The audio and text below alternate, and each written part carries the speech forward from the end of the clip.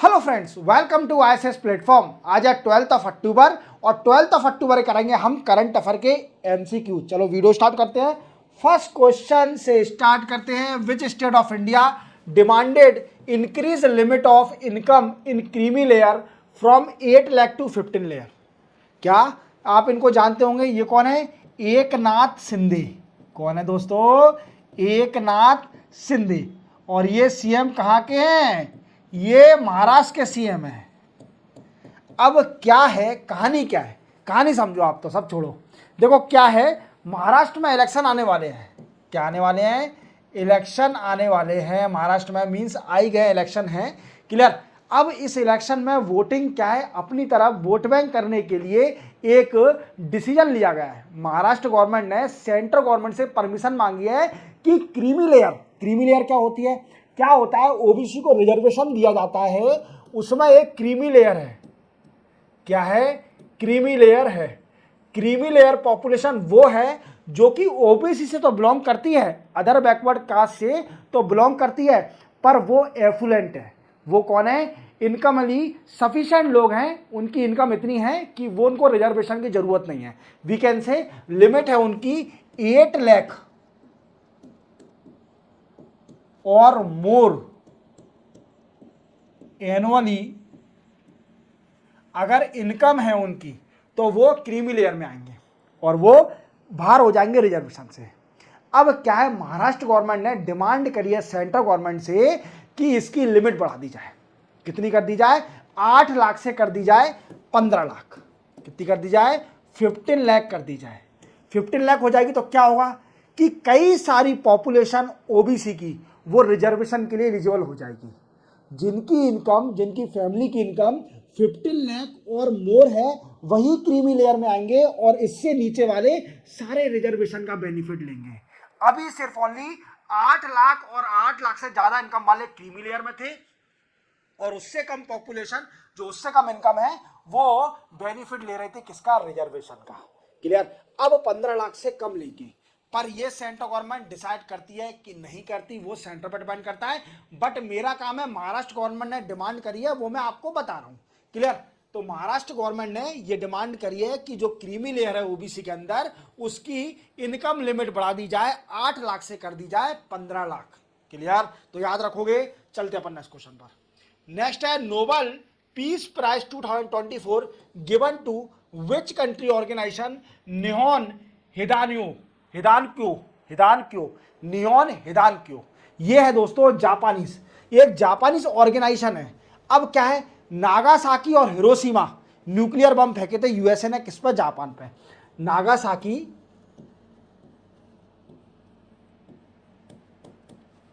और हिरोशिमा, इस जगह पर यूएसए ने न्यूक्लियर बम फेंके थे जापान पे, और जिसका कई सारा कंसिक्वेंस हुआ, कई कैजुअलिटी हुई और कई सारे लोग डिसेबल भी हुए। क्लियर? तो क्या है, ये ऑर्गेनाइजेशन है, इस ऑर्गेनाइजेशन का काम है कि ये अवेयरनेस बढ़ा रही है न्यूक्लियर वेपन को खत्म करने के लिए। वर्ल्ड में न्यूक्लियर वेपन को खत्म करने के लिए इसका मेन मोटिव है सिर्फ ओनली न्यूक्लियर वेपन को, उसके कंसिक्वेंस को अवेयरनेस बढ़ाना, जिससे न्यूक्लियर वेपन वर्ल्ड से खत्म हो जाए।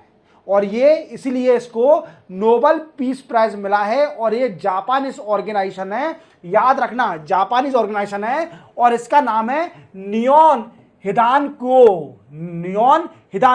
तो याद रखोगे। चलते अपन नेक्स्ट क्वेश्चन पर। नेक्स्ट है, which day is observe by international day for disaster risk reduction 2024। देखो ये पड़ता है 13 अक्टूबर को। क्या है? International day for disaster risk reduction. ये पड़ता है कब? 13 अक्टूबर को। अब ये जानना क्या है, ये डिजास्टर की अवेयरनेस बढ़ाना, अवेयरनेस रिलेटेड टू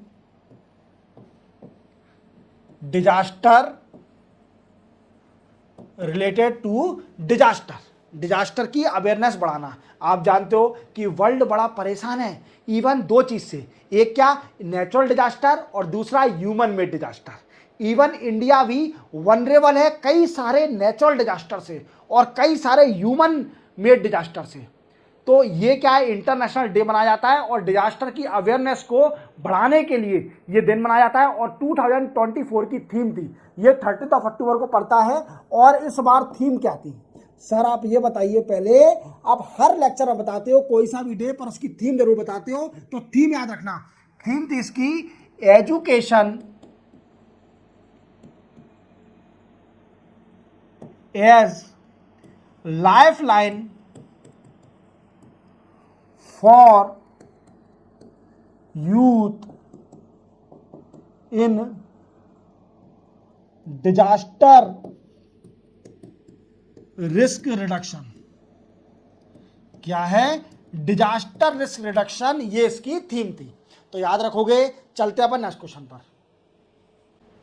नेक्स्ट है which day is observe world migration bird day 2024। तो ये पूछ रहा है कि वर्ल्ड माइग्रेशन डे 2024 कब पड़ता है। ये फिर से डे आ गया सर, आपने अभी डे बताया है डिजास्टर रिस्क रिडक्शन का, अब वर्ल्ड माइग्रेशन डे कब पड़ता है।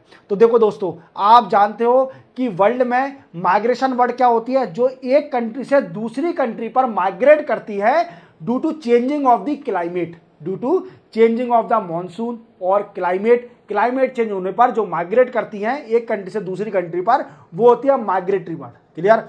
और आप जानते हो कि इनको कंजर्व करने के लिए, for conservation of migratory word एक दिन मनाया जाता है जिसको बोलते हैं 12 अक्टूबर को ये पड़ता है और दिन है वर्ल्ड माइग्रेटरी वर्ड। अब क्वेश्चन बनता है कि सर थीम बताए बिना आगे मत बढ़ना, तो थीम है इसकी दोस्तों इंसेक्ट फॉर वर्ड, वर्ड के लिए इंसेक्ट। क्लियर, ये इसकी थीम थी। चलते हैं अपन नेक्स्ट क्वेश्चन पर। नेक्स्ट है Rafael Nadal took retirement from international belong to which sports, किस स्पोर्ट्स से बिलोंग करते हैं राफेल नडाल। देखो आप जानते हो राफेल नडाल बड़े ही दमदार मींस वीकेंड से टेनिस प्लेयर है और कई सारे ग्रैंड स्लैम भी ये जीत चुके हैं और ये स्पेन से बिलोंग करते हैं। कहाँ से बिलोंग करते हैं, स्पेन कंट्री से बिलोंग करते हैं और ये एक टेनिस के प्लेयर है। किसके प्लेयर है, टेनिस के प्लेयर है। तो सिंपल है, चलते अपन नेक्स्ट क्वेश्चन पर। Recently Kaimur tiger reserve is a news located in which state. देखो क्या है कैमूर टाइगर रिजर्व, ये पहले टाइगर रिजर्व नहीं था, ये पहले वाइल्ड लाइफ सेंचुरी था। क्या था, वाइल्ड लाइफ सेंचुरी था, वाइल्ड लाइफ सेंचुरी था। अब ये क्या है कि इसमें टाइगर की पॉपुलेशन बढ़ गई, कितनी हो गई, 54 टाइगर हो गए इसके अंदर कैमूर वाइल्ड लाइफ सेंचुरी में। और क्या है, किसी भी वाइल्ड लाइफ सेंचुरी को नेशनल पार्क बनने के लिए, टाइगर रिजर्व बनने के लिए उसके अंदर कम से कम मिनिमम 45 टाइगर की लिमिट होना चाहिए, 45 टाइगर होना चाहिए और इसने लिमिट क्रॉस कर दी, 54 हो गया। और सेंटर ने भी अप्रूव कर दिया है कि बिहार के अंदर एक और टाइगर रिजर्व बन गया है जिसका नाम है कैमूर टाइगर रिजर्व। और कहां पर ये, बिहार में। तो याद रखोगे पहले वाइल्ड लाइफ सेंचुरी था कैमूर वाइल्ड लाइफ सेंचुरी, अब ये टाइगर रिजर्व बन गया है और कैमूर टाइगर रिजर्व सेंटर ने भी अप्रूव कर दिया है। और टाइगर को कंजर्व करने के लिए सबसे बड़ी कौन सी है बॉडी, नेशनल टाइगर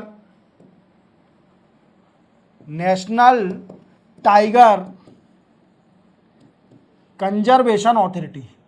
कौन सी है, national tiger conservation authority, NTCA। याद रखोगे। चलते अपन नेक्स्ट क्वेश्चन पर। नेक्स्ट है what is the theme of ASEAN summit held in Leos. देखो आप जानते हो कि आसियान की अभी समिट चल रही है 10 तारीख से स्टार्ट हुई थी और कहां चल रही है, लियोस की कैपिटल में चल रही है। और ये कौन सी नंबर की वो है, तो 45th समिट है, 45th समिट है और इसकी थीम है एनहांसिंग कनेक्टिविटी एंड रिसाइलेंस। अब इसमें हमारे मोदी साहब भी गए हैं, इवन इंडिया इसका मेंबर नहीं है। आसियान जो association of south east Asian nation, ये रीजनल ऑर्गेनाइजेशन सिर्फ ओनली 10 कंट्री की है और इंडिया इसका मेंबर भी नहीं है। तो अभी मोदी साहब क्यों गए हैं, क्योंकि इंडिया और आसियान की भी समिट होनी है।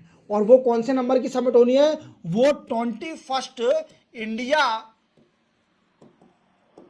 आसियान समिट होनी है। Clear? 21st India ASEAN summit होनी है। इसमें मोदी साहब ने अपने 10 पॉइंट भी दिए जो कि मैंने आपको डिटेल में पढ़ाया है। आप मेरे जाइए डिटेल करंट अफेयर में तो आपको पता चल जाएगा। 11 अक्टूबर के डिटेल करंट अफेयर में जाइए जो कि 10वां वीडियो आता है मेरा, उसमें देखिए मैंने आपको स्टार्टिंग में ही इसके बारे में बताया है, पूरा क्लियर किया है। तो 10 पॉइंट कौन कौन से मोदी साहब ने रखे हैं ये भी क्लियर किया है। क्लियर? अब ये पूछ रहा है कि क्या पूछ रहा है, एनहांसिंग, ये तो थीम हो गई। और देन आफ्टर 45th है एशियन, 1967 में सेटअप हुई थी। कब हुई थी? 1967 में।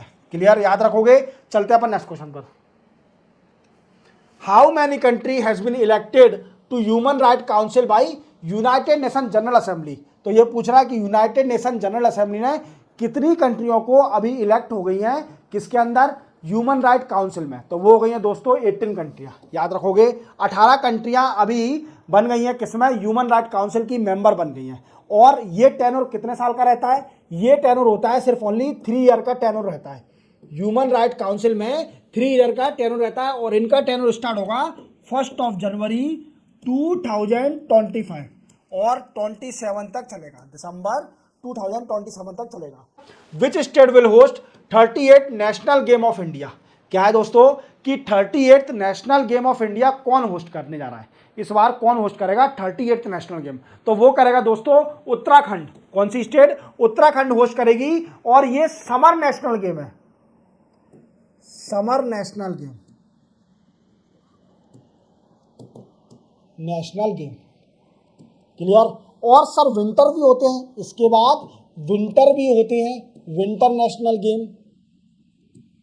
तो दोस्तों विंटर नेशनल गेम पहली बार जम्मू कश्मीर और लद्दाख से बाहर हो रहे हैं। कहां पर हो रहे हैं? पहली बार जम्मू कश्मीर और लद्दाख से बाहर हो रहे हैं। नहीं तो हर बार winter national game Jammu Kashmir और लद्दाख में होते हैं, बट इस बार बाहर हो रहे हैं। वो कहां पर हो रहे हैं? उत्तराखंड में हो रहे हैं। कहां पर हो रहे हैं दोस्तों? उत्तराखंड में पहली बार विंटर नेशनल गेम होने जा रहे हैं, फॉलोड बाई ये समर। क्लियर? चलते हैं अपन नेक्स्ट क्वेश्चन पर। नेक्स्ट और लास्ट क्वेश्चन है Nobel peace prize, we can say peace नहीं, नोबेल प्राइज फॉर लिटरेचर किसकी है? नोबेल प्राइज फॉर लिटरेचर किसको दिया गया है? वो मैम को दिया है हेंग केंग। हेंग केंग एक ऑथर है और ये किस कंट्री से बिलोंग करती हैं? क्या पूछा गया है कि नोबेल प्राइज फॉर लिटरेचर जो कि हेंग केंग को दिया गया है वो किस कंट्री की ऑथर है? तो वो है साउथ कोरिया की। कहा कि साउथ कोरिया की। तो याद रखोगे। तो इसी के साथ 12 अक्टूबर के करंट अफेयर एमसीक्यू कंप्लीट होते हैं। चैनल को सब्सक्राइब और बेल आइकन प्रेस करना ना भूलना। मिलते हैं हम कल नए करंट अफेयर के साथ, तब तक के लिए जय हिंद।